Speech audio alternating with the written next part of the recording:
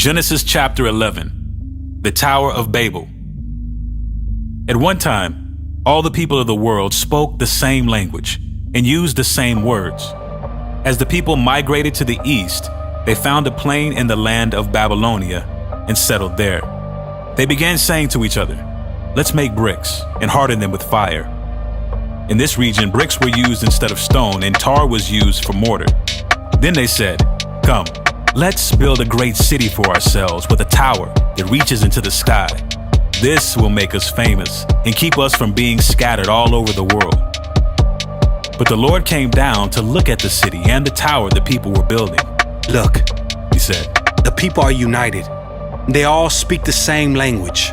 After this, nothing they set out to do will be impossible for them. Come, let's go down and confuse the people with different languages. Then they won't be able to understand each other." In that way, the Lord scattered them all over the world, and they stopped building the city. That is why the city was called Babel, because that is where the Lord confused the people with different languages. In this way, He scattered them all over the world. The line of descent from Shem to Abram. This is the account of Shem's family. 2 years after the great flood, when Shem was 100 years old, he became the father of Arphaxad. After the birth of Arphaxad, Shem lived another 500 years and had other sons and daughters. When Arphaxad was 35 years old, he became the father of Shelah. After the birth of Shelah, Arphaxad lived another 403 years and had other sons and daughters. When Shelah was 30 years old, he became the father of Eber.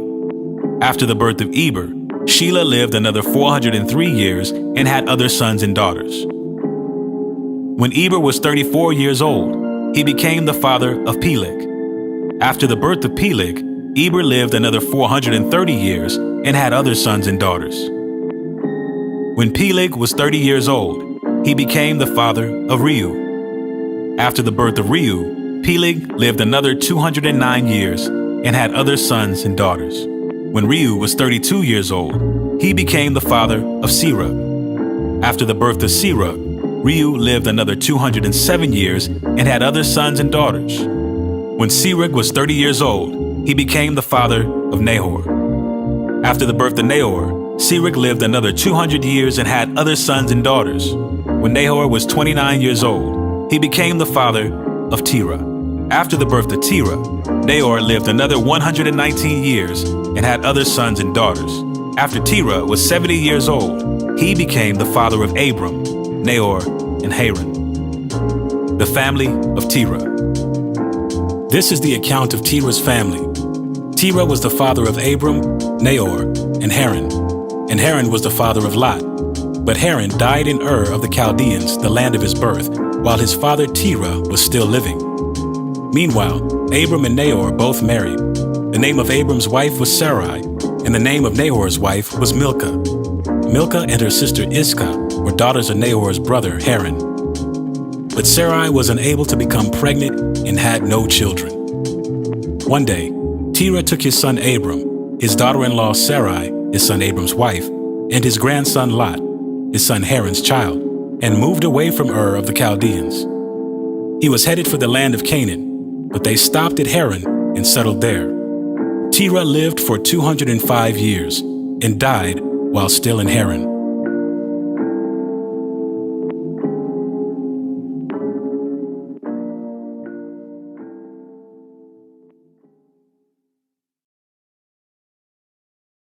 The first book in the Bible is a book you've probably heard of. It's called Genesis. Genesis comes from a Hebrew word. It's pronounced reshit, and it just means beginning. Now, there's a lot of stories from the book of Genesis, and it's easy just to pull out a specific story and try to tell you what it might mean.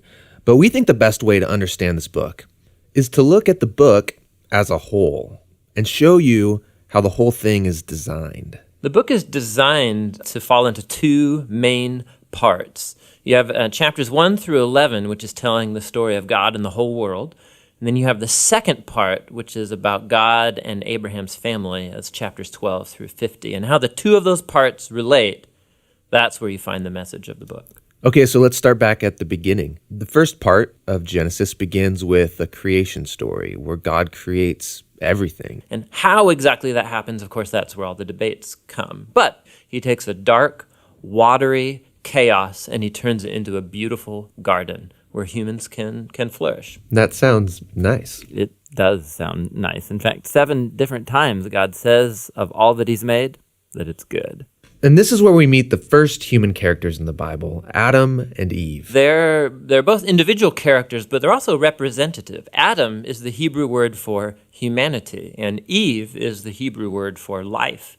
And God creates them in his image. In other words, humanity reflects, or is meant to reflect, the creativity, the goodness, and character of the Creator out into the world that he's made. And they're supposed to reproduce and make cultures and neighborhoods and art and gardens and everything else. But he gives them a moral choice about how they're going to go about building this world. And this is what the tree of the knowledge of good and evil is all about. And he tells them, don't eat of the fruit of this tree or you will die. What's that all about? So up till now, God has been the one defining and providing what is good. And so God is the one with the knowledge of good and evil. But now this tree represents a choice. Will the humans trust God's definition of good and evil, or are they going to seize the opportunity and define good and evil for themselves? And Adam and Eve eat the fruit. This is the core biblical explanation for that concept of sin, that desire to call the shots myself.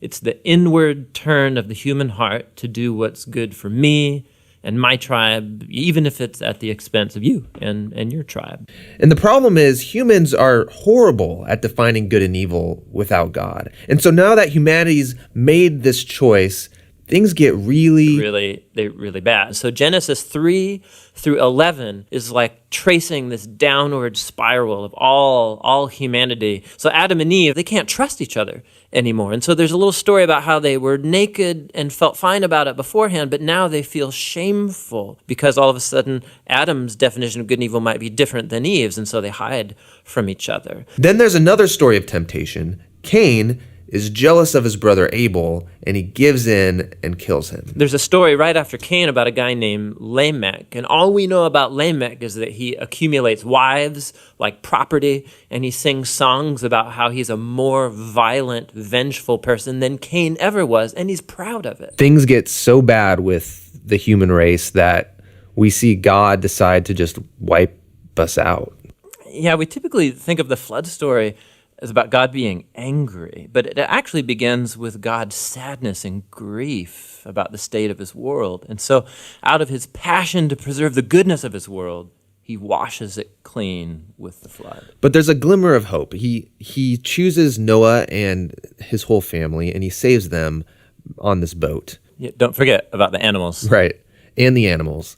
So Noah and his family are going to reboot all of humanity. I mean, he must be a pretty great guy. But this is the story most people don't know because it's kind of weird, is that Noah gets off the boat and he plants a vineyard and he gets totally plastered, and then something sketchy happens in his tent with his son. It's a tragic story. So from here, humanity grows again, but things are as bad as before.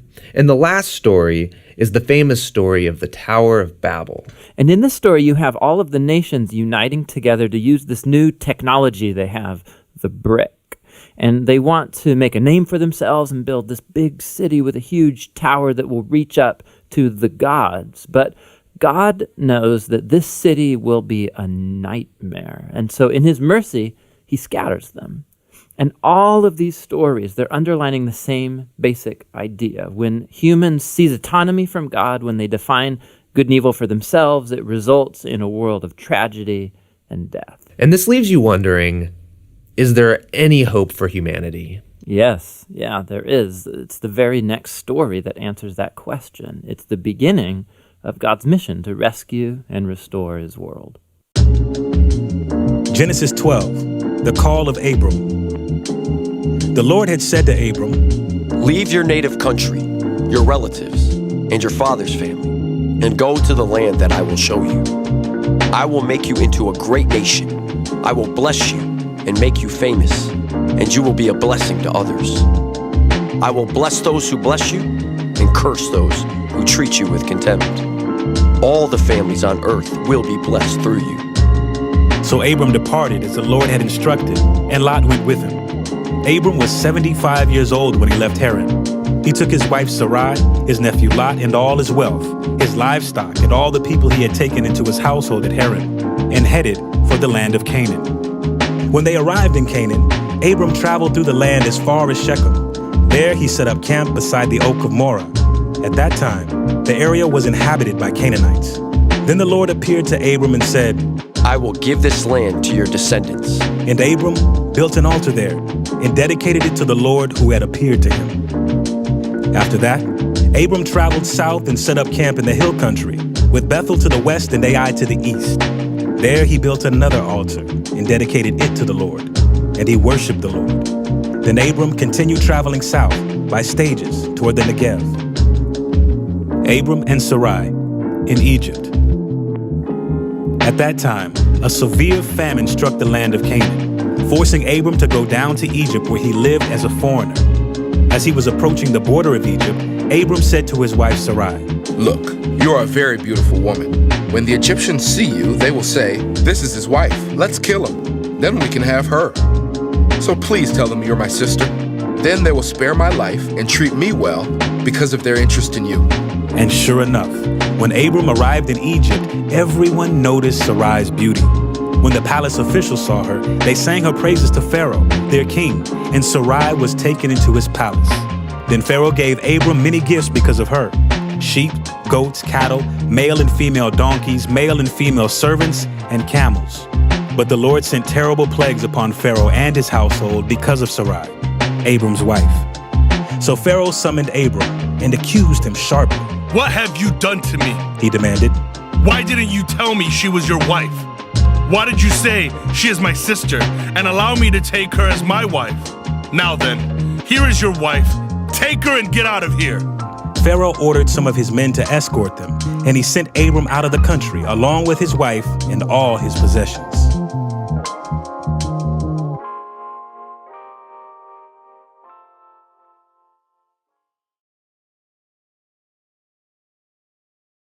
The book of Genesis. It's the first book of the Bible, and its storyline divides into two main parts. There's chapters 1 through 11, which tell the story of God and the whole world. And then there's chapters 12 through 50, which zoom in and tell the story of God and just one man, Abraham, and then his family.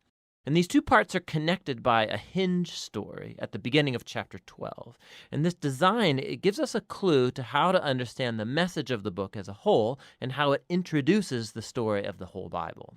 So the book begins with God taking the disorder and the darkness described in the second sentence of the Bible, and God brings out of it order and beauty and goodness. He makes a world where life can flourish. And God makes these creatures called humans, or Adam in Hebrew. He makes them in his image, which has to do with their role and purpose in God's world. So the humans are made to be reflections of God's character out into the world, and they're appointed as God's representatives to rule his world on his behalf, which in context means to harness all of its potential, to care for it, and make it a place where even more life can flourish.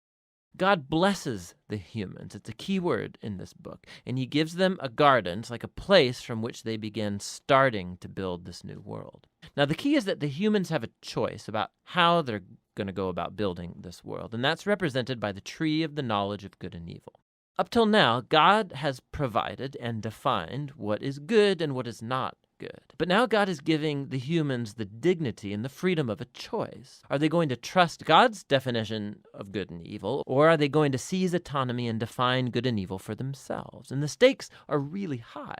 To rebel against God is to embrace death, because you're turning away from the giver of life himself. This is represented by the tree of life. And so in chapter 3, a mysterious figure, a snake, enters into the story. The snake's given no introduction other than it's a creature that God made. And it becomes clear that it's a creature in rebellion against God, and it wants to lead the humans into rebellion and their death. The snake tells a different story about the tree and the choice. It says that seizing the knowledge of good and evil are not going to bring death, that it's actually the way to life and becoming like God themselves. Now, the irony of this is tragic because we know the humans, they're already like God. They were made to reflect God's image. But instead of trusting God, the humans seize autonomy, they take the knowledge of good and evil for themselves, and in an instant, the whole story spirals out of control. The first casualty is human relationships. The man and the woman, they suddenly realize how vulnerable they are. Now, they can't even trust each other. And so they make clothes and they hide their bodies from one another. The second casualty is that intimacy between God and the humans is lost. So they go and run and hide from God, and then when God finds them, they start this game of blame shifting about who rebelled first. Now, right here, the story stops, and there's a series of short poems where God declares to the snake and then to the humans the tragic consequences of their actions. God first tells the snake that despite its apparent victory, it is destined for defeat, to eat dust. God promises that one day a seed or a descendant will come from the woman who's going to deliver a lethal strike to the snake's head, which sounds like great news, but this victory is going to come with a cost because the snake too will deliver a lethal strike to the descendant's heel as it's being crushed. It's a very mysterious promise of this wounded victor. But in the flow of the story so far, you see this is an act of God's grace. The humans, they've just rebelled, and what does God do? He promises to rescue them. But this doesn't erase the consequences of the humans' decision. So God informs them that now every aspect of their life together, at home and out in the field, it's going to be fraught with grief and pain because of the rebellion, all leading to their death. From here, the story then spirals downward. Chapters 3 through 11, they trace the widening ripple effect of the rebellion and of human relationships fracturing at every level. So there's a story about two brothers, Cain and Abel. Cain's so jealous of his brother that he wants to murder him. And God warns him not to give in to the temptation, but he does anyway. He murders him in the field. So Cain then goes on to build a city where violence and oppression reign. And this is all epitomized in the story of Lamech. He's the first man in the Bible to have more than one wife. He's accumulating them like property. And then he goes on to sing a short song about how he's more violent and vengeful than Cain ever was. After this, we get an odd story about the sons of God, which could refer to evil angelic beings, or it could refer to ancient kings who claimed that they descended from the gods. And like Lamech, they acquire as many wives as they wanted, and they produce the Nephilim, these great warriors of old. Whichever view is right, the point is that humans are building kingdoms that fill God's world with violence and even more corruption. In response, we're told that God is broken with grief. Humanity is ruining his good world, and they're ruining each other. And so out of a passion to protect the goodness of his world, he washes it clean of humanity's evil with a great flood.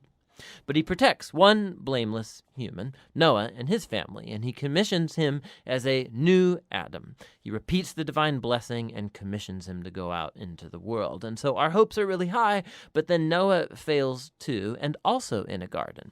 He goes and he plants a vineyard, and he gets drunk out of his mind. And then one of his sons, Ham, does something shameful to his father in the tent. And so here we have our new Adam, naked and ashamed, just like the first, and the downward spiral begins again.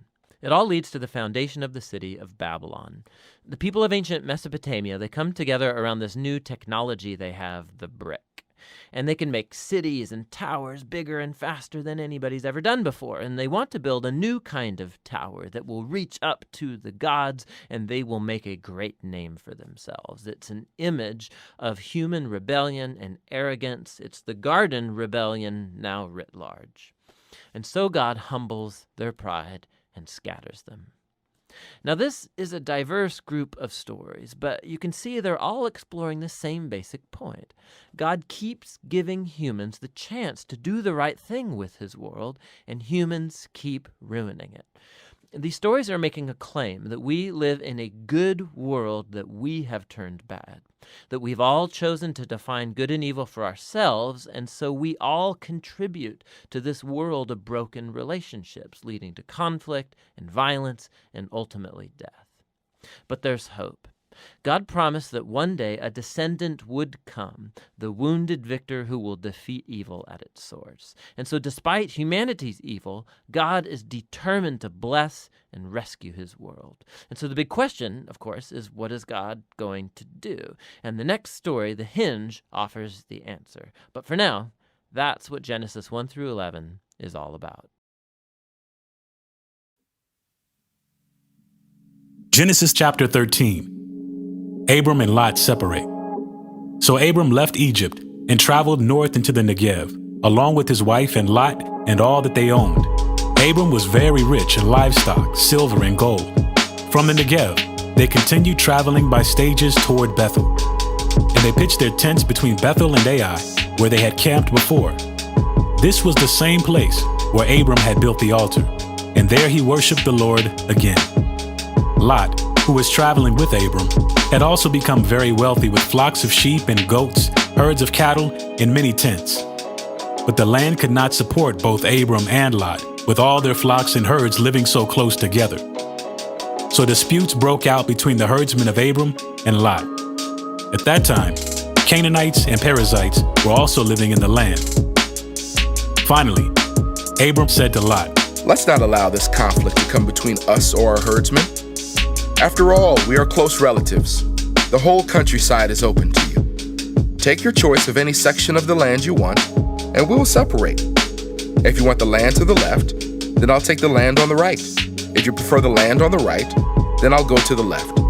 Lot took a long look at the fertile plains of the Jordan Valley in the direction of Zoar. The whole area was well watered everywhere, like the garden of the Lord or the beautiful land of Egypt. This was before the Lord destroyed Sodom and Gomorrah. Lot chose for himself the whole Jordan Valley to the east of them. He went there with his flocks and servants and parted company with his uncle Abram. So Abram settled in the land of Canaan, and Lot moved his tents to a place near Sodom and settled among the cities of the plain. But the people of this area were extremely wicked and constantly sinned against the Lord. After Lot had gone, the Lord said to Abram, Look as far as you can see in every direction, north and south, east and west. I am giving all this land, as far as you can see, to you and your descendants as a permanent possession. And I will give you so many descendants that, like the dust of the earth, they cannot be counted. Go and walk through the land in every direction, for I am giving it to you. So Abram moved his camp to Hebron and settled near the oak grove belonging to Mamre. There, he built another altar to the Lord.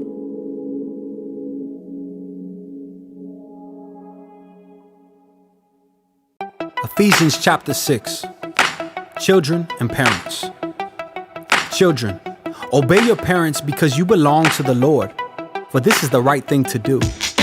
Honor your father and mother. This is the first commandment with a promise.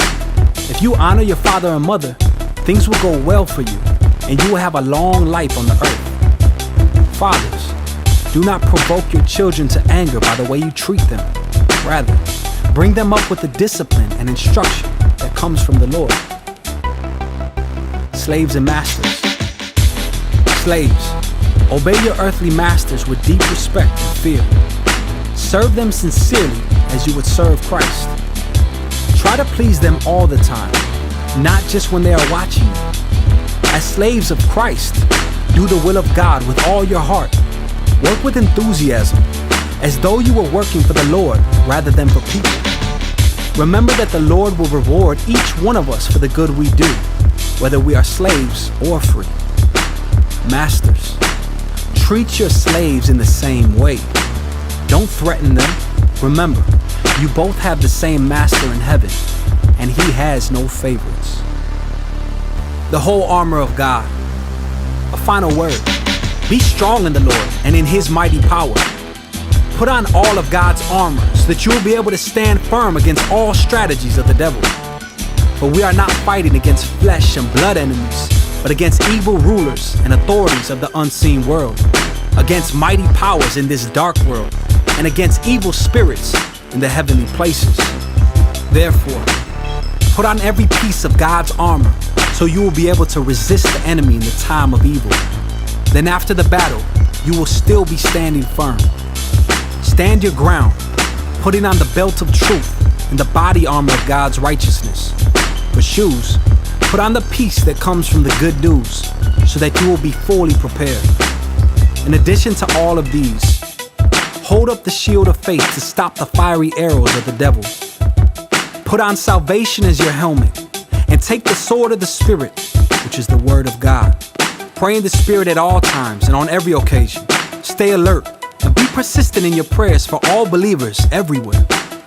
And pray for me too. Ask God to give me the right words so I can boldly explain God's mysterious plans, that the good news is for Jews and Gentiles alike. I'm in chains now, still preaching this message as God's ambassador. So pray that I will keep on speaking boldly for him as I should. Final greetings. To bring you up to date, Tychicus will give you a full report about what I am doing and how I'm getting along. He is a beloved brother and faithful helper in the Lord's work.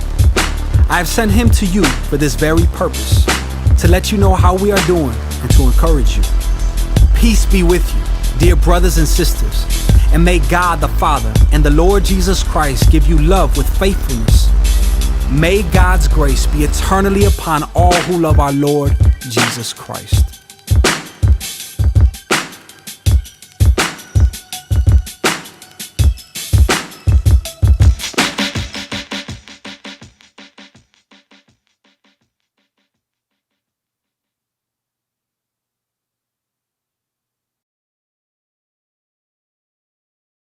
Paul's letter to the Ephesians. The story of how Paul came to the city of Ephesus is really interesting. You can go read about it in Acts chapter 19. Ephesus was a huge city. It was the epicenter of worship for most of the Greek and Roman gods. And for over 2 years, Paul had a really effective missionary presence there, and lots of people became followers of Jesus. Years later, after being imprisoned by the Romans, Paul wrote this letter. The movement of thought in the letter divides into two really clear halves. In the first half, Paul is exploring the story of the gospel, how all history came to its climax in Jesus and in his creation of this multi-ethnic community of his followers. The second half of the letter is linked to the first by the word therefore. And here Paul explores how the gospel story should affect how we live every part of our life story, personally, in our neighborhoods and communities, and in our families. So let's dive in, and we can see how Paul develops all of this. Chapter 1 opens with a beautiful Jewish-style poem where Paul praises God the Father for the amazing things that he has done in Christ Jesus. From eternity past, the Father has purposed to choose and bless a covenant people. And think here, the family of Abraham and Genesis chapter 12, verses 1 through 3. And through Jesus now, anyone can be adopted into that family. Jesus' death covers our worst sins, our worst failures, and in Jesus we find God's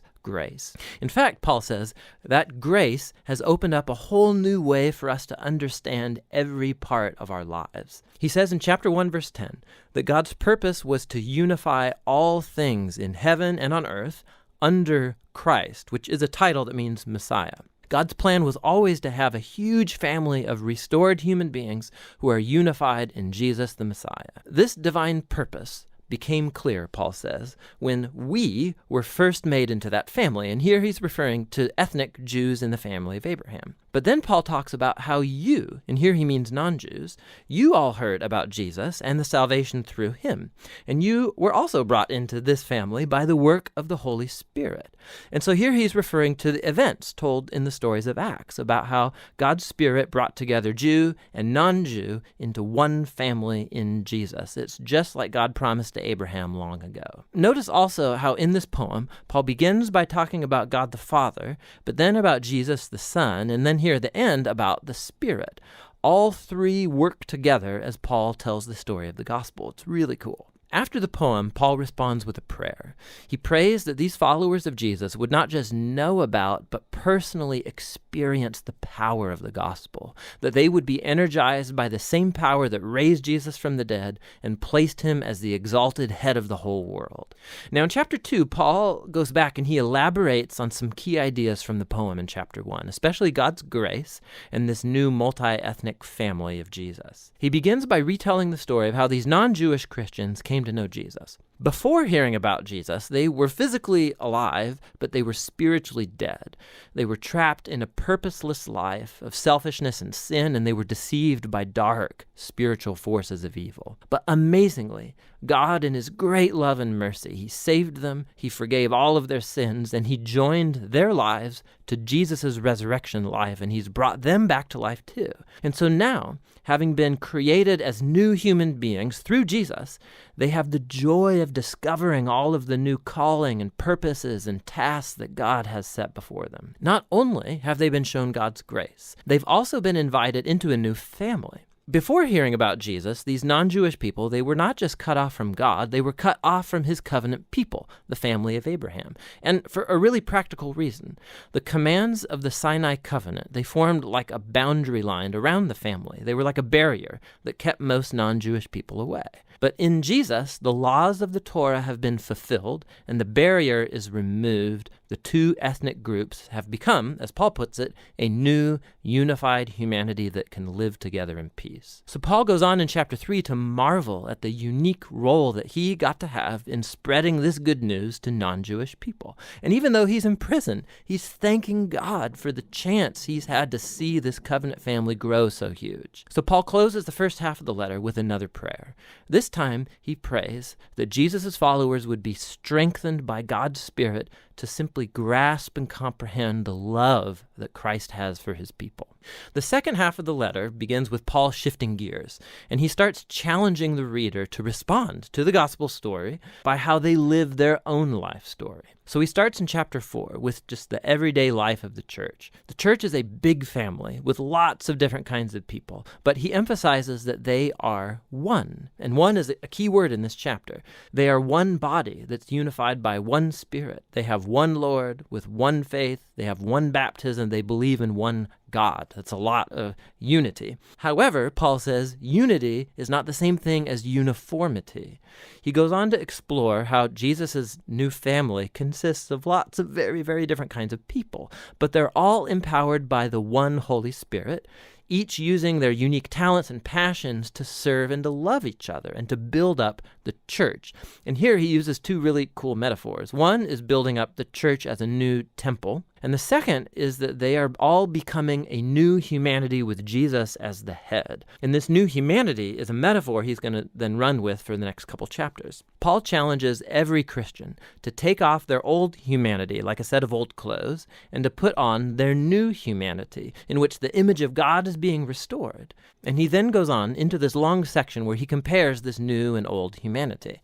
So instead of lying, new humans speak truth. Instead of harboring anger, they peacefully resolve their conflicts. Instead of stealing, new humans are generous. Instead of gossiping, they encourage people with their words. Instead of getting revenge, new humans forgive. Instead of gratifying every sexual impulse, new humans cultivate self-control of their bodily desires. Instead of getting drunk, new humans come under the influence of God's Spirit. And he spells out what that influence looks like in 4 different ways. The first 2 have to do with singing together, but also singing alone. And this is really interesting that the first thing that Paul thinks of about how the Spirit works in the lives of Jesus' people is singing and music. The third sign of the Spirit's influence is being thankful for everything. And the fourth is that the Spirit will compel Jesus' followers to put themselves underneath others and to elevate others as more important than themselves. And Paul actually expands on this fourth point by showing how it works in Christian marriage. So you have a wife who follows Jesus. She is called to respect and to allow her husband to become responsible for her. And the husband is called to love his wife and to use his responsibility to lay down his selfish agenda and to prioritize his wife's well-being above his own. And Paul says it's this kind of marriage that's actually reenacting the gospel story. The husband's actions mimic Jesus in his love and his self-sacrifice. The wife's actions mimic the church, which allows Jesus to love her and to make her new. Paul then applies the same idea to children and parents as well as slaves and masters. Paul closes out the letter by reminding these Christians of the reality of spiritual evil. These are beings and forces that will try to undermine the unity of Jesus' people and to compromise their new humanity. And so Paul challenges them to stand firm and to put on this metaphorical set of body armor, which he describes in detail. And Paul has drawn all of these pieces of body armor from the book of Isaiah and how Isaiah depicted the Messianic king. And so now, as the Messiah's followers, we need to make the Messiah's attributes our own, since we make up Jesus' body. Practically, I think Paul means for Christians to begin to form habits, proactively using prayer and the scriptures and our relationships with each other to help us grow and mature as followers of Jesus. And that's the letter to the Ephesians. Very powerful. It's where Paul summarizes the whole gospel story and how it should reshape every part of our life story.